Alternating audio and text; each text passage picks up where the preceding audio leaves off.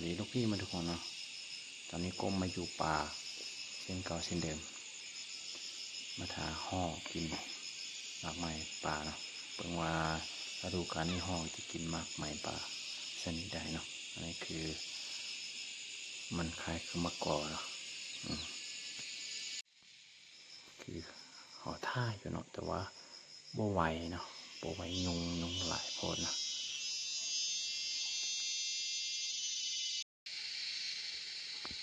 ยังก็ค่อนข้างที่จะลายเลยนะเข้าป่าอย่างนี้หนึ่งว่าเป็นข้าวยุงหลายโพด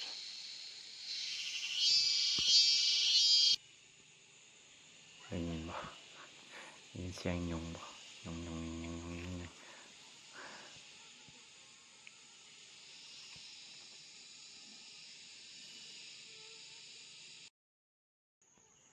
แล้วฮอกก็กำลังห้องมาทางข้างเราคนเนาะ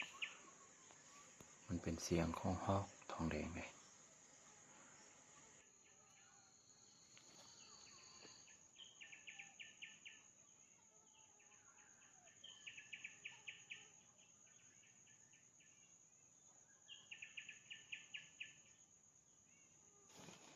ขณะที่เรานั่งอยู่ก็มันก็มาขึ้นอีกกกนึงเนาะก็ช่องไปช่องมาฮอกทองแดงเนาะ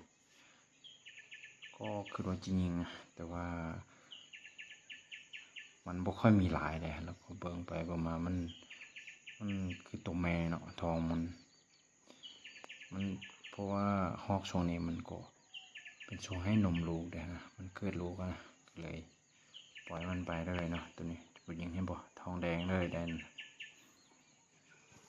ตัวใหญ่หลุมเลยเนาะกันยิงนี่คือจะได้โลนึง